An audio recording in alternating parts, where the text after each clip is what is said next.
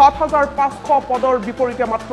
২১৩৭ গৰাকী প্ৰাৰ্থী শিক্ষা বিভাগৰ তুগলকি কাণ্ডৰ বাবে ৫ সহস্ৰাধিক পদ এতিয়াও খালী হৈ আছে খালী হৈ ৰব নেকি এইকেইটা পদ তাক লৈ এতিয়া প্ৰশ্ন উত্থাপন হৈছে যেহেতু বৰ্তমানে বিএড পাছ কৰাৰ পাছতো কোনো ধৰণৰ তেওঁলোকে আবেদন কৰিব পৰা নাই ৩ বছৰে টেট পৰীক্ষা পতা নাই যাৰ বাবে বিএড পাছ কৰাৰ পাছতো আবেদন কৰিব নোৱাৰিলে শ শিক্ষিত নিবনুৱাসকল এতিয়া নিৰুপায় হৈ পৰিছে শিক্ষা বিভাগৰ ভুলৰ বাবে খালী হৈ আছে হাজাৰ হাজাৰ স্নাতক শিক্ষকৰ পদ শিক্ষকৰ খালী পদৰ বাবে অন্ধকাৰছন্ন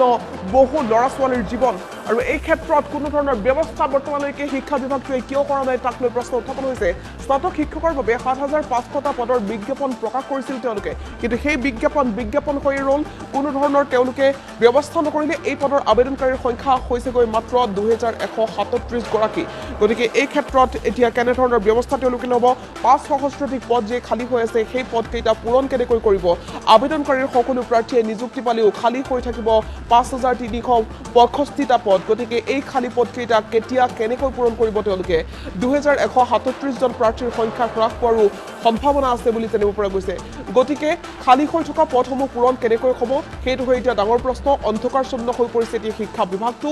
একোজন প্ৰাৰ্থীয়ে ২টা-৩টা পদৰ বাবে আবেদন দাখিল কৰিছে যিহেতু গতিকে একোজন প্ৰাৰ্থীয়ে এটা পদতহে চাকৰি কৰিব গতিকে বাকী পদবোৰ নিশ্চিতভাৱে খালী হৈ যাব গতিকে ৫,০০০ৰো অধিক পদ খালী হৈ থাকিব সেই খালী পদকেইটাত কেনেকৈ তেওঁলোকে পূৰণ কৰিব